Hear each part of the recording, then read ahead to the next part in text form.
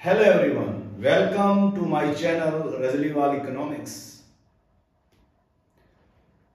इस लेक्चर में हम डिस्कस करेंगे इकोनॉमिक्स के कुछ बेसिक कॉन्सेप्ट्स, जिनमें से आज का जो हमारा टॉपिक रहेगा बिल्कुल स्टार्टिंग से मैक्रो इकोनॉमिक्स। मैक्रो इकोनॉमिक्स के बारे में डिटेल में बताएंगे हम कि मैक्रो इकोनॉमिक्स कैसे बना, मैक्रो इकोनॉमिक्स क्या होता है और इसमें हम क्या क्या पढ़ेंगे। तो डिस्कस करते हैं इंट्रोडक्शन टू मैक्रो इकोनॉमिक्स। बस एक ही रिक्वेस्ट है कि लेक्चर जो है एंड तक सुनना है आपने। बहुत सारे क्वेश्चंस जो है वो कवर हो जाएंगे और यहां से आपको नॉलेज जो है काफी सारी मिलने वाली है। तो डिस्कस करते हैं introduction to macro economics. In 1933, eminent economist Ragnar Frisch of Oslo University, Norway, was the first to divide the study of economics in two parts, microeconomics and macroeconomics। संसार में सबसे पहले इकोनॉमिक्स की जो कॉन्सेप्ट्स थी उनको दो अलग अलग भागों में बांट दिया, डिवाइड कर दिया उनके स्टडी मैटर के बेस पे। रैगनर फ्रिश ने, रैगनर फ्रिश ओस्लो यूनिवर्सिटी के एक बहुत ही माने हुए प्रोफेसर थे। उन्होंने 1933 में इकोनॉमिक्स को दो भागों में बांटा, माइक्रो इकोनॉमिक्स जिसे हम व्यष्टि अर्थशास्त्र कहते हैं, मैक्रो इकोनॉमिक्स जिसे हम समष्टि अर्थशास्त्र कहते हैं। इसकी स्टडी करने से पहले थोड़ी सी इकोनॉमिक्स की जो जानकारी है वो हमें होनी चाहिए। सबसे पहले हम बात करते हैं father of modern economics. Who is known father of modern economics? तो इसका आंसर आ जाएगा Adam Smith. Adam Smith, Adam Smith जिनको हम अर्थशास्त्र का पिता कहते हैं, इन्होंने 1776 में एक बुक लिखी, an inquiry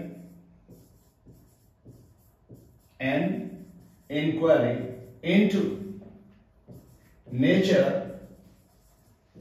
and causes of wealth of nations। इस बुक में इन्होंने अपनी वेल्थ डेफिनेशन दी और फर्स्ट टाइम इकोनॉमिक्स को एक सब्जेक्ट के तौर पे पेश किया। इसीलिए इन्हें फादर ऑफ मॉडर्न इकोनॉमिक्स कहा जाता है। तो यहां से आपको ये क्लियर हो गया होगा कि who is father of modern economics. तो आंसर आएगा एडम स्मिथ। एडम स्मिथ की जो पॉपुलर बुक है उसका नाम an inquiry into nature and causes of wealth of nations. कौन से ईयर में लिखी थी इन्होंने? 1776 में। उसके बाद इकोनॉमिक्स का जो स्कोप है वो बढ़ता चला गया। जैसे जैसे स्टेट की एक्टिविटीज बढ़ी, इकोनॉमिक्स का सब्जेक्ट मैटर बहुत हैवी होता चला गया। तो इकोनॉमिक्स जो है इसके बारे में अलग अलग राय रखने लगे। तो उसी बीच में एक इकोनॉमिस्ट आया, रैगनर फ्रिश, जिसने 1933 में इकोनॉमिक्स को दो पार्ट्स में डिवाइड कर दिया, एक माइक्रो इकोनॉमिक्स और एक मैक्रो इकोनॉमिक्स। और उनके इस काम के लिए इनको नोबेल प्राइज भी मिला। तो हम डिस्कस करते हैं इसका जो पार्ट है माइक्रो इकोनॉमिक्स, उसके बारे में थोड़ा सा। आज का जो हमारा मेन टॉपिक रहेगा वो रहेगा मैक्रो इकोनॉमिक्स के बारे में। तो डिस्कस करते हैं माइक्रो इकोनॉमिक्स। माइक्रो इकोनॉमिक्स जो है पहले अगर हम इसका वर्ड मीनिंग देखें तो माइक्रो जो है वो इंग्लिश लैंग्वेज का शब्द है। इंग्लिश का जो शब्द है माइक्रो, वो ग्रीक लैंग्वेज का एक शब्द है माइक्रोस, जिसका ग्रीक लैंग्वेज में मीनिंग होता है स्मॉल, उससे लिया गया। तो English word micro drive from Greek word micros which means small. और अगर एक लाइन में इसका मीनिंग हम दें, it studies economic problem at individual level. और हम कह सकते हैं in micro economics we studies about individual economic activities. दोनों तरह से माइक्रो इकोनॉमिक्स का जो मीनिंग है उसे डिस्कस किया जा सकता है, उसे लिखा जा सकता है। फर्स्ट तो ये वाला जो सेंटेंस है, इसमें सारा जो मीनिंग है माइक्रो इकोनॉमिक्स का कवर हो जाता है। It studies economic problems eight individual level. या हम कह सकते हैं in short we can say in micro economics we studies about individual economic activities. जैसे हमारे यहां एग्जांपल हमने लिखी हुई है, economic problem of a consumer. Of a consumer, एक उपभोक्ता है, यहां पे उसकी इकोनॉमिक प्रॉब्लम्स को स्टडी किया जाता है, या कंज्यूमर इक्विलिब्रियम भी कह सकते हैं इसे। उसी तरह से problem of price determination of A firm. एक फर्म जो अपने आउटपुट है, अपना प्रोडक्ट है, उसका जो मूल्य है या उसकी जो कीमत है या उसकी जो प्राइस है वो कैसे डिटरमाइन करती है, ये भी हम माइक्रो इकोनॉमिक्स में पढ़ते हैं। और इसका जो बेस्ट मीनिंग हम लिखना चाहें तो ये वाला लिख सकते हैं, in micro economics we studies economic problems at the level of an individual, a consumer, a producer और एन इंडस्ट्री। और माइक्रो इकोनॉमिक्स की जो स्टडी है उसे हम प्राइस थ्योरी भी कहते हैं। तो माइक्रो इकोनॉमिक्स की स्टडी को क्या कहा जाता है? Price theory. ये भी इंपॉर्टेंट क्वेश्चन है 1 मार्क्स के लिए। Study of micro economics also called, तो आंसर बन जाएगा प्राइस थ्योरी। इसी तरह से आप अंडरस्टैंड कर गए होंगे माइक्रो इकोनॉमिक्स को। आप इस का स्क्रीनशॉट ले सकते हैं और अपने नोट्स बना सकते हैं।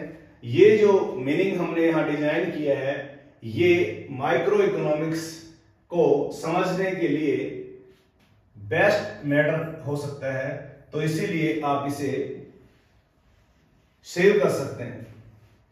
अब हम आते हैं अपने मेन टॉपिक पे, मैक्रो इकोनॉमिक्स। यहां से हम मैक्रो इकोनॉमिक्स की स्टडी शुरू कर रहे हैं।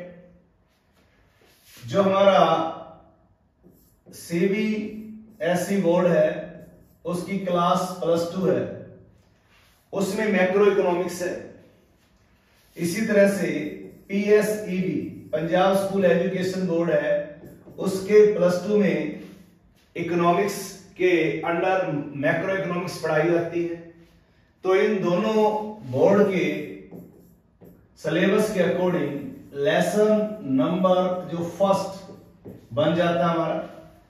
इसके अलावा कोई भी आप एग्जाम, कॉम्पिटिटिव एग्जाम जिसकी तैयारी कर रहे हैं, अगर उसमें आप इकोनॉमिक्स की जानकारी हासिल करना चाहते हैं तो ये जो जानकारी है ये बिल्कुल आपके लिए काम आने वाली जानकारी सिद्ध होगी। तो इस तरह से हम डिस्कस करेंगे अभी मैक्रो इकोनॉमिक्स के बारे में। तो मैक्रो इकोनॉमिक्स की जो स्टडी है आज से हमने शुरू की है, तो डिटेल में हम डिस्कस करते हैं। Classical economist like Adam Smith, Malthus and रिकार्डो, ये क्लासिकल इकोनॉमिक्स थे। Were the propounders of macro economics. तो मैक्रो इकोनॉमिक्स के जो प्रोपाउंडर हैं वो है एडम स्मिथ, जिन्हें फादर ऑफ मॉडर्न इकोनॉमिक्स भी कहा जाता है, माल्थस जिन्होंने थ्योरी ऑफ पॉपुलेशन दी है, डेविड रिकार्डो जिन्होंने थ्योरी ऑफ रेंट दी है। इनको प्रोपाउंडर माना जाता है मैक्रो इकोनॉमिक्स का। कुछ न्यू क्लासिकल इकोनॉमिक्स हुए हैं, जिनमें से मार्शल, पिगू मेन है। उन्होंने ज्यादा जो इंपॉर्टेंस दी है वो दी है माइक्रो इकोनॉमिक्स की स्टडी में। यहां पे आई जाएगा माइक्रो इकोनॉमिक्स में। Prior to Great Depression in 1930, most of the economists used to lay the study of macroeconomics. With the publication of 1936 of John Maynard Keynes, इसे हम J.M. Keynes कह सकते हैं, J.M. Keynes। J.M. Keynes ने एक book लिखी, the general theory of employment, interest and money, जो 1936 में लिखी। इसके बाद मैक्रो इकोनॉमिक्स का जो मेन सब्जेक्ट मैटर है या मेन सब्जेक्ट के तौर पे मैक्रो इकोनॉमिक्स इंट्रोड्यूस हुआ। ग्रेट डिप्रेशन 1930 की जो बात करें हम, 1930 की, उससे पहले दो तरह के व्यू पॉइंट थे। क्लासिकल इकोनॉमिक्स थे, वो मैक्रो इकोनॉमिक्स की स्टडी में बिलीव करते थे, जबकि मार्शल और पीकू माइक्रो इकोनॉमिक्स, यहां पे माइक्रो है, माइक्रो इकोनॉमिक्स की स्टडी में बिलीव करते थे। पर 1930 में ग्रेट डिप्रेशन हुई, उसके बाद J.M. Keynes ने अपनी एक बुक लिखी। ये बुक बहुत पॉपुलर है, the general theory of employment, interest and money. इस बुक में उन्होंने इकोनॉमिक्स की एक अलग से जो ब्रांच बनी मैक्रो इकोनॉमिक्स, उसको डेवलप किया। इसीलिए J.M. Keynes को father of modern macro economics कहा जाता है। कंफ्यूज नहीं होना, father of economics Adam Smith, वो थे फादर ऑफ मॉडर्न इकोनॉमिक्स, ये है father of modern macro economics. तो who is father of modern macro economics? तो इसका आंसर आएगा J.M. Keynes। और J.M. Keynes ने कौन सी बुक लिखी? The general theory of employment, interest and money. कौन सी ईयर में लिखी? 1936 में। यहां पे हमने लिखा हुआ है J.M. Keynes known as father of modern macro economics. In modern time, many economists like Hicks, Hansen, Gardner, etc. have contributed a lot to the development of macroeconomics. तो ये मैक्रो इकोनॉमिक्स की इंट्रोडक्शन है कि macro economics के बारे में पहले बात करते थे एडम स्मिथ, माल्थस, रिकार्डो आदि इकोनॉमिस्ट। पर ये जो सब्जेक्ट ज्यादा पॉपुलर हुआ आफ्टर 1936, लॉर्ड केन्स, जिहड़ा J.M. Keynes आप कहते हैं, इन्होंने अपनी बुक लिखी the general theory of employment, interest and money. और इस बुक में इन्होंने मैक्रो इकोनॉमिक्स को एक खास ऊंचाई दी। यह भी याद रखना कि ग्रेट डिप्रेशन कौन सी ईयर में आई थी? 1930 में। और J.M. Keynes को father of modern macro economics कहा जाता है। और मैक्रो इकोनॉमिक्स में कंट्रीब्यूट करने वाले और जो इकोनॉमिस्ट हैं, हिक्स, हंसन और गार्डनर। केन्स के बाद इनका नाम आता है। तो ये तो इंट्रोडक्शन थी। अब मैक्रो इकोनॉमिक्स का जो मीनिंग है, अगर हमने उसे डिफाइन करना हो तो कैसे करेंगे? What is macro economics? Macro in English has its origin in Greek term macros.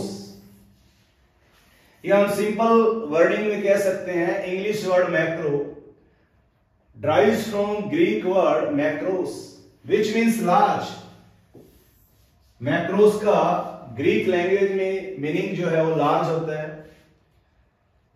Thus under macro economics problem of an economy are studied with reference to economy as a whole। Economy as a whole, macro economy therefore defined that branch of economics which studies economic issues or economic problem at the level of an economy as a whole। हम कह सकते हैं कि macro economics जो है उसमें सारी अर्थव्यवस्था से संबंधित आर्थिक क्रियाओं का, आर्थिक समस्याओं का अध्ययन किया जाता है। और अगर हम इसको बिल्कुल सिंपल सी वर्डिंग में लिखें तो हम ये भी लिख सकते हैं, इन मैक्रो इकोनॉमिक्स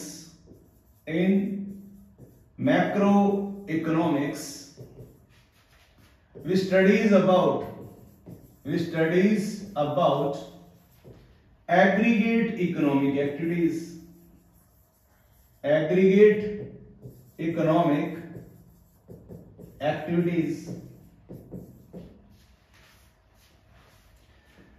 एग्जाम्पल के तौर पे हम कह सकते हैं problem of inflation, theory of national income, problem of unemployment. अगर मैक्रो इकोनॉमिक्स को डिफाइन करना हो, इसकी कोई डेफिनेशन बतानी हो, तो इसकी सबसे बेस्ट जो डेफिनेशन बनती है वो है शेपिरो। अकॉर्डिंग टू शेपिरो के अनुसार macro economics deals with the functioning of the economy as a whole. Macroeconomics deals with the functioning of economy as a whole। और इसका जो ये वाला पोर्शन है ये भी मोस्ट इंपॉर्टेंट है। Macroeconomics is also called theory of income and employment determination। Macroeconomics की स्टडी को theory of income and employment determination भी कहा जाता है। इस तरह से हमने डिस्कस किया है मैक्रो इकोनॉमिक्स के बारे में। ये मैक्रो इकोनॉमिक्स का सबसे पहला लेक्चर है, तो इसमें आपको इन सभी चीजों की जानकारी हो गई होगी कि जो मैक्रो इकोनॉमिक्स है, जिसे इंग्लिश लैंग्वेज का एक शब्द है, इसका जो ओरिजिन है वो ग्रीक लैंग्वेज में है। ग्रीक में एक वर्ड है मैक्रोस, जिसका मीनिंग होता लार्ज, तो वहां से ड्राइव है।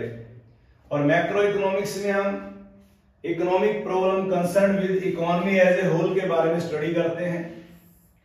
और दूसरा जो है इसमें हम कह सकते हैं कि एग्रीगेट इकोनॉमिक एक्टिविटीज के बारे में पढ़ते हैं। तो ये इसके एग्जाम्पल हैं problem of unemployment, problem of inflation और नेशनल इनकम। इसी तरह से इसकी एक डेफिनेशन है according to Shapiro, macro economics deals with the functioning of the economy as a whole. और लास्ट में हम डिस्कस कर सकते हैं macro economics is also called theory of income and employment determination. Income की जगह हम आउटपुट एंड एम्प्लॉयमेंट डिटर्मिनेशन भी से कह सकते हैं, वो भी सही माना जाएगा। तो ये था हमारा आज का lecture, introduction to macro economics. आपने अगर अभी तक ये चैनल रजलीवाल इकोनॉमिक्स सब्सक्राइब नहीं किया तो प्लीज सब्सक्राइब करें, बेल आइकन प्रेस करें, ताकि लेक्चर का जो नोटिफिकेशन है आपको मिले। अगर आप इसे अपने साथ डिस्कस करते रहेंगे तो इसमें क्या है कि आप बहुत सारी जो जानकारी है वो लेते रहेंगे। तो इसी तरह से अगर आपकी कोई क्वेरी या कोई प्रॉब्लम अगर है तो आप वो हमें डिस्कस कर सकते हैं। तो ये था आज का lecture. Thanks students, thanks a lot.